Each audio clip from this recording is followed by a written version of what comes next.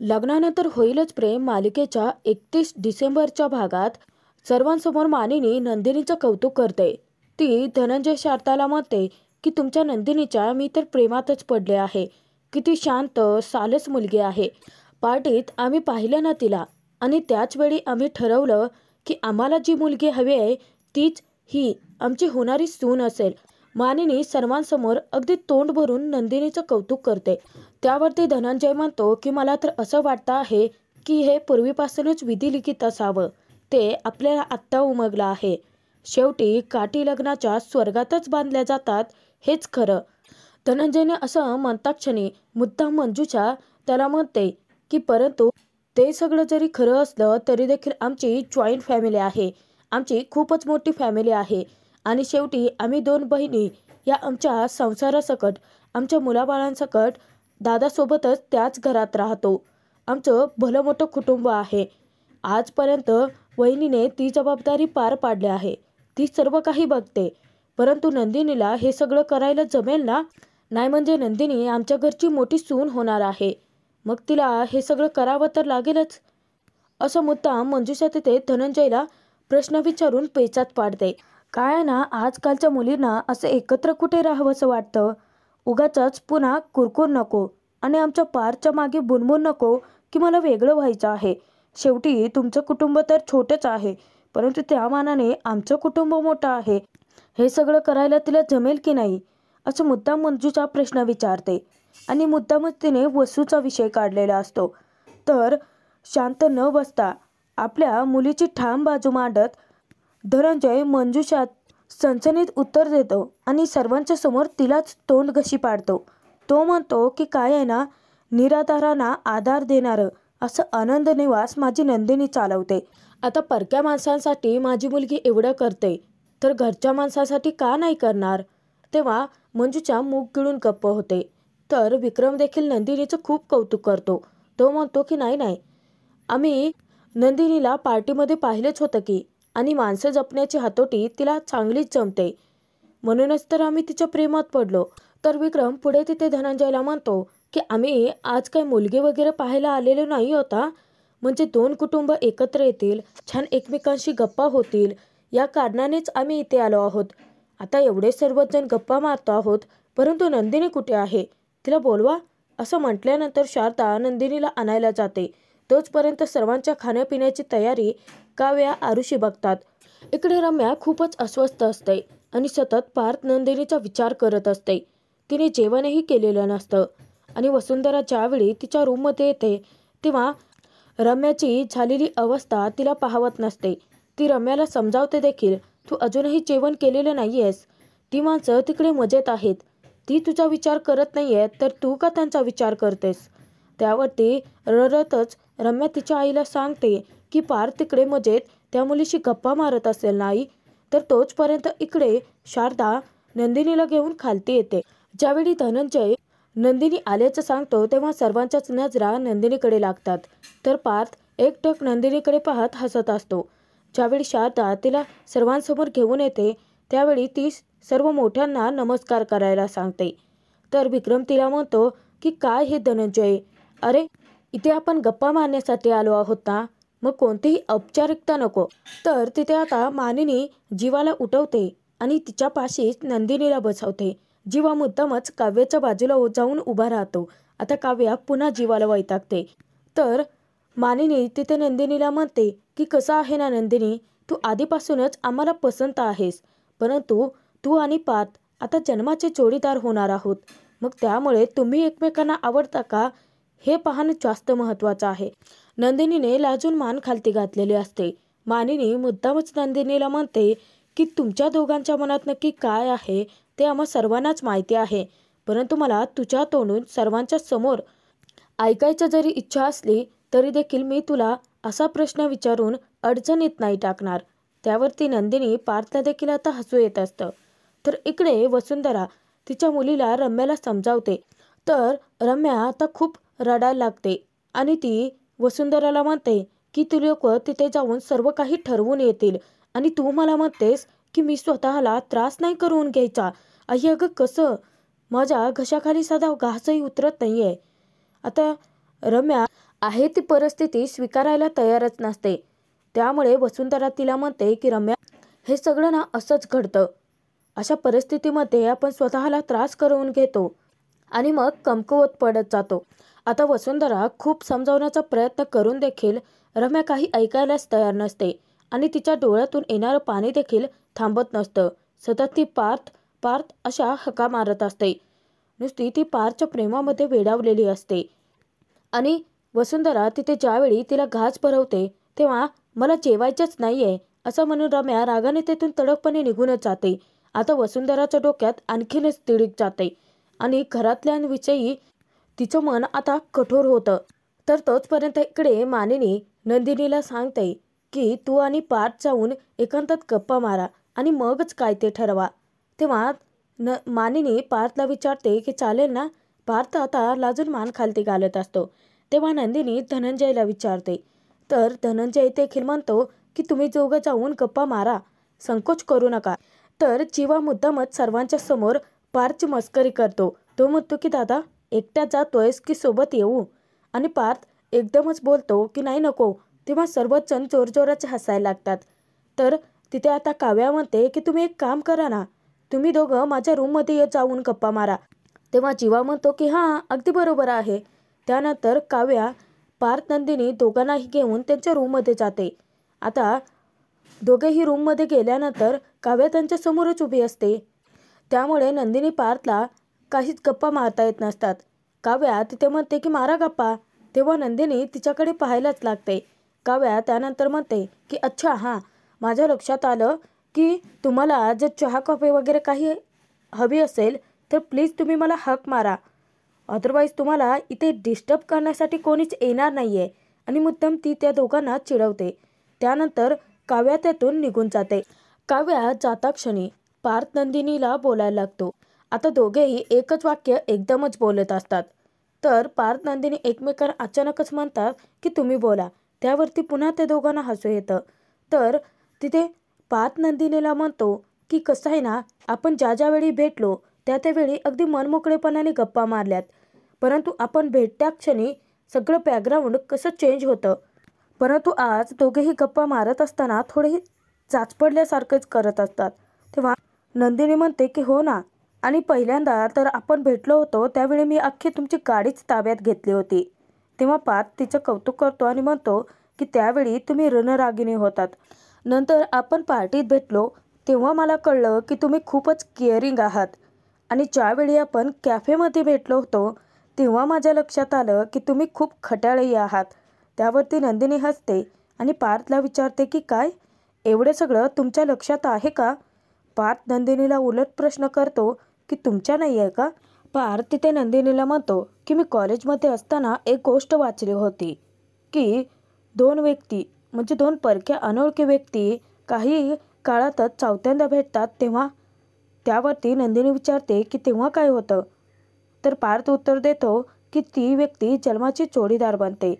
तेव्हा नंदिनी आता गप्प बसते. तर इकडे काव्या ज्यावेळी टेरेसवरती असते नेमकं जीवा तिच्या पाठीमागून येतो आणि काव्याच्या खांद्यावरती हात टाकतो. आता काव्या वळून पाहते. जीवाला पाहता क्षणी काव्या प्रचंड घाबरते आणि ती जीवाला ओरडते. परंतु जीवाने तिचं तोंड दाबून धरलेलं असतं आणि जीवा तिला म्हणतो की एडपट आहेस का, ओरडतेस कशाला, आता बोल ना काहीतरी. परंतु जीवाने तिच्या तोंडावरती हात दाबून धरलेला असतो. काव्या आता हात झटकते आणि त्याला म्हणते की तू एडपट आहेस का, अरे माझ्याच घरात येऊन माझ्याच खांद्यावरती तू हात ठेवतोय आणि कोणी बघितलं तर. आणि ती जीवाला ढकलायला लागते. ती म्हणते की जा ना जीवा, तू मोठ्या माणसांमध्ये जाऊन बस ना. परंतु जीवा ऐकायलाच तयार नसतो. उलट जीवा जोरजोराचा हसायला लागतो. तर काव्या त्याची कॉलर पकडते आणि त्याला विचारते की तुला वाटत नाही का तू जरा जास्तच धीटपणा दाखवतोयस. नंदिनी पार्थ दोघेही इकडे छान गप्पा मारत असतात. तेव्हा पार्थ म्हणतो की तुम्ही काहीच बोलत नाही आहेत. एनिवेज मीच आता सुरुवात करतो. पार्थ म्हणतो की आपल्या दोघांनाही एकमेकांशी गप्पा मारण्यासाठी इथे जरी पाठवलं असतं तरी मी तुम्हाला सांगतो की माझा काहीही पास्ट नाही आहे, कारण मी कोणाच्याच प्रेमात पडलो नाही. आणि मला असं वाटतं की मला तुमचा पास्ट जाणून घ्यायची अजिबातच इच्छा नाही आहे, कारण प्रेझेंट आणि फ्युचरमध्ये राहणं मी जास्त महत्त्वाचं समजतो. हळूहळू नंदिनीला पार्थचा मूळ स्वभाव उमगायला लागलेला असतो.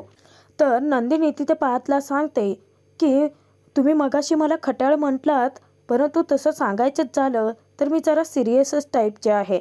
म्हणजे मजा मस्ती आवडते मला, परंतु ते डिपार्टमेंट आमच्या काव्याचं आहे. कसं आहे ना, माझं मन सगळ्यात जास्त माझ्या आनंद निवासमध्येच रमतं आणि ते काम करत असताना माझे मित्रमैत्रिणी देखील मला तितकीच साथ देतात.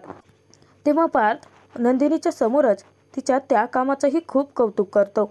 तर पुढे नंदिनी पार्थला म्हणते की प्रेमाचा विचार करायचं झालं तरी प्रेम अजूनही माझ्या आयुष्यात आलेलं नाही आहे, परंतु मी तुम्हाला मागच्या वेळेस भेटल्यानंतरच सांगितलं होतं, प्रेमाचा खरा अर्थ काय आहे तो कळायचा तेव्हाच कळतो. फूल उमलावं तसं उमलतं प्रेम, असंच म्हटला होतात तुम्ही. त्यावरती नंदिनी हसते आणि म्हणते की अरे बापरे, ही गोष्ट देखील तुम्ही चांगलीच लक्षात ठेवली आहे तर. तेव्हा पार्थ म्हणतो की हो, लक्षात आहे सगळं माझ्या. आता नंदिनी पार्थला विचारते की माझ्याकडून प्रेमाचा अर्थ काय हे जाणून घेतलेत, परंतु तुमच्या मते प्रेमाचा अर्थ काय आहे? त्यावरती पार्थ म्हणतो की ते सांगणं जरा अवघडच आहे. माझ्यासाठी प्रेम म्हणजे वीज चमकल्यानंतर कळतं तसं.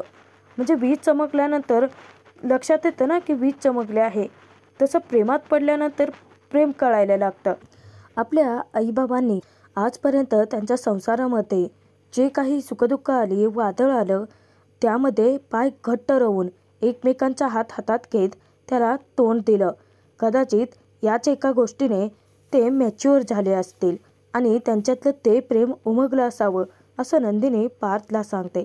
इकडे जीवा काव्याला म्हणतो की दादा आणि तुझ्या ताईचं लग्न झाल्यानंतर आपल्या दोघांचं फ्युचर असं ब्राईट असेल. म्हणजे ना, या दोघांचं लग्न झालं की आपण दोघे मिळून घरात असा बॉम्ब टाकायचा की सर्वजण आपल्या या बातमीने चकितच झाले पाहिजेत. त्यावरती काव्या म्हणते की अरे, असल्या बॉम्ब टाकायच्या गोष्टी कशासाठी करतोयस? तेव्हा मुद्दामच जीवा काका अशी हाक मारतो. आता काव्य घाबरते आणि मागे वळून बघते तर जीवा तिच्यावरती जोरजोराचा हसायला लागतो. तर काव्या म्हणते की तुला ना सतत मस्करीच सुचते. इकडे नंदिनी थोडीशी पार्थशी बोलताना चाचपडलेलीच असते. तर नंदिनी तिथे उठते आणि पार्थला म्हणते की मी आणि माझे मित्रमैत्रिणी जे काम करतो, म्हणजे जो आनंद निवास चालवतो, तर माझी लग्नानंतरची अशी इच्छा आहे की तेच काम मी करत राहावं. तेव्हा पार्थ तिला म्हणतो की परमिशन घ्यायची काहीच गरज नाही आहे, आणि तसंही तुम्ही काय करायचं हे ठरवणारा मी कोण आहे? आपलं लग्न झालं म्हणजे काय मी तुमचा मालक किंवा बॉस नाही ना होणार? तुम्हाला अगदी मनापासून जे काही करावंसं वाटेल ते तुम्ही करा. आता पार्थने नंदिनीला तिचं स्वातंत्र्य बहाल केलेलं असतं. तिच्या आयुष्यामध्ये तिला जे हवं ते ती करू शकते आणि जितका वेळ हवं तितका वेळ. तर नंदिनी याचवेळी पार्थवरती खूप इम्प्रेस होते. पार्थ नंदिनीशी अगदी मनमोकळेपणाने बोलतो की तुमचं कामच इतकं ग्रेट आहे ना की तुमच्या त्या कामामुळेच तुम्ही मला सर्वात जास्त आवडलात. आता पार्थने डायरेक्ट असं म्हणता क्षणी नंदिनी लाजून मान खालती घालते आणि हसायला लागते. इकडे जीवा काव्याला म्हणतो की ठीक आहे, आपण सर्वांसमोर बॉम्ब नको टाकायला, परंतु त्यांचं लग्न झाल्यानंतर आपली लाईन क्लिअर असेल ना. तर चिडलेली काव्या जीवाला विचारते की मला सांग, तुला काही सुचतच नाही का दुसरं? त्यावरती जीवा म्हणतो की सुचायलाच नाही पाहिजे खरं तर, कारण माझं मनातील प्रेम सतत असं तरंगत असतं आणि ते तसंच राहायला पाहिजे. आता जीवा काव्याच्या छान गप्पा रंगलेल्या असतात. इतक्यातच आरुषी मध्ये खोडा घालायला येतेच. आरुषी काव्याला जोरजोराच्या हाका मारत आलेली असते. तेव्हा काव्या जीवा दोघेही प्रचंड घाबरतात. तर काव्या पटकन जीवाला लपायला सांगते. तर आरुषी तिथे काव्याला म्हणते की ताई आणि जीजू खूप वेळ झालं गप्पा मारतायत, आईने त्या दोघांनाही बोलवायला सांगितलं आहे. काव्या तिथे आरुषीला विचारते की अच्छा, म्हणजे एवढ्या छोट्याशा कामासाठी तू मला बोलवायला आले आहेस? तू तरी जाऊन बोलवू शकत होतीस ना त्या दोघांना. तेव्हा आरुषी म्हणते की नाही, अजिबात नाही हा, आईने ते काम तुला सांगितले, तूच कर ना जाऊन. तेव्हा काव्या आता थोडीशी वैतागलेली असते. तर आरुषी म्हणते की बरं ठीक आहे, मी हवं असेल तर तुझ्यासोबत येऊ शकते. तेव्हा आता काव्याला तर बरंच झालेलं असतं, कारण जीवा तिथेच लपलेला असतो. आरुषी तिथे जर थांबली तर जीवा तिच्या नजरेस पडेल, म्हणून काव्या आरुषीसोबत नंदिनीला बोलवायला जाणार इतक्यात आरुषी थांबते आणि ती म्हणते की जेंट्स परफ्यूमचा वास येतोय. तेव्हा काव्या जीवाकडे रागाने पाहत असते. जीवा जबरदस्त अडकलेला असतो. तर काव्या आरुषीला पटकन खोटं सांगून गंडवते. ती म्हणते की बाबांचा परफ्यूम चुकून मी आज मारला ना, त्यामुळे. आता आरुषी मुद्दाम काव्याला टोमणे मारायला लागते. परंतु ते सगळं काव्या जीवासाठी सहन करते आणि आरुषीला चकार शब्द न काढता ती त्यातून घेऊन जाते. जीवा कसाबसा आता वाचलेला असतो. तर ज्यावेळी काव्या आरुषी इकडे नंदिनीला बोलवायला आलेले असतात, नेमकं त्या दोघेही रूममध्ये येऊन धडकतात. त्यांच्या पाठोपाठ जीवा देखील धावत येतो. तिघे आता त्या दोघांकडेच पाहत असतात. तर पार्थ नंदिनी एकमेकांना न बोलता गप्पच उभे असतात.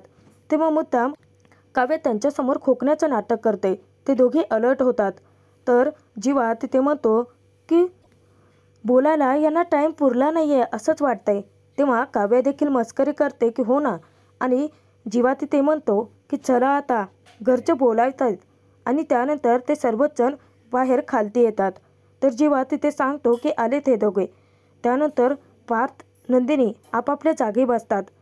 आता त्या दोघांचे चेहरे पाहता क्षणी विक्रम त्या दोघांना विचारतो की काय रे, म्हणजे तुमचे चेहरे असे गंभीर का दिसत आहेत, परीक्षेच्या हॉलमधून परीक्षा देऊन बाहेर आल्यासारखं. त्यावरती मानिनी म्हणते की परंतु चांगलंच आहे ना, जास्तीच गांभीर्याचा विचार केल्यासारखंच वाटतं आहे. तेव्हा शारदा म्हणते की हो, कसं आहे ना, हे दोघेही आपापल्या भावंडामध्ये मोठेच आहेत, त्यामुळे विचार तर करावाच लागेल. तर आता पार्थ आणि नंदिनी दोघेही गप्प असतात आणि बाजूचे त्या दोघांनाही चिडवत असतात, त्यांची मस्करी करत असतात. तेव्हा विक्रम देखील त्या सर्वांमध्ये सामीलच होतो आणि तो मुद्दाम पार्थला म्हणतो की ठीक आहे, जर तुला इथे सर्वांसमोर सांगायचं नसेल तर तू एकांतात मला सांगू शकतो की नंदिनी तुला आवडली आहे. तेव्हा पार्थ म्हणतो की कमॉन बाबा, अहो इतकाही लाजाळू नाही आहे मी. तेव्हा विक्रम त्याला म्हणतो की ठीक आहे, लाजाळू नाही आहेस तर सर्वांसमोर सांग मग. तेव्हा पार्थ आता अडचणीतच सापडतो, कारण त्याच्या तोंडून शब्दच फुटत नसतो. तेव्हा धनंजय पार्थची बाजू घेतो आणि तो विक्रमला म्हणतो की काय रे, आमच्या जावई बापूंना असं वेठीस धरलेला अजिबात चालणार नाही या. आणि धनंजय हसून पार्थला म्हणतो की काय चालेल ना, आम्ही तुम्हाला जावई बापू म्हटले ना. तेव्हा मान हलवत पार्थ होकार देतो. आता नंदिनी पार्थच्या या लग्नाला होकार आहे म्हटल्यानंतर सर्वजण तिथे टाळ्या वाजवत त्यांचं कौतुक करत असतात. तर आजचा हा भाग इथे संपतोय. पुढे आपण पाहणार आहोत. मानिनी तिथे म्हणते की म्हणजे आता शकुनाची ओटी भरायला काही हरकत नाही आहे, आणि मानिनी तिथे नंदिनीची ओटी भरून तिचा सून म्हणून स्वीकार करते. तर पार्थ देखील तिथेच असतो. सर्वच जण आता हे लग्न जमल्याने खूप खुश झालेले असतात. तर वसुंधराची नुसती चिडचिड होत असते. तर ती म्हणते की बाई ग, तूच एक सौंदर्याची खान आणि गुणाचा पुतळा, असं म्हणत त्या मुलीला मागणी घालायला गेले होते हे लोक. तेव्हा मंजुषाचा देखील नुसता चळफळाट होत असतो. तर नंदिनी पार्थचा फोटो पाहत असते. इतक्यातच काव्या आरुषी येतात आणि त्या दोघेही नंदिनीला चिडवतात की तू नक्की जिजूंच्या प्रेमात पडलेत. त्यावेळी नंदिनी सांगते की प्रेम म्हणजे काय हे अजून मला माहितीच नाही आहे. तर तोचपर्यंत इकडे मुद्दाम शनाया पार्थला धडकते आणि पार्थ पटकन खालती पडणाऱ्या शनायाला देखील सावरतो. पार्थ आता खाली पडलेला असतो आणि नेमकी शनाया त्याच्यावरती, आणि शनायाचं लॉकेट हे पार्थच्या ब्लेझरमध्ये अडकलेलं असतं. परंतु शनाया हे सगळं मुद्दाम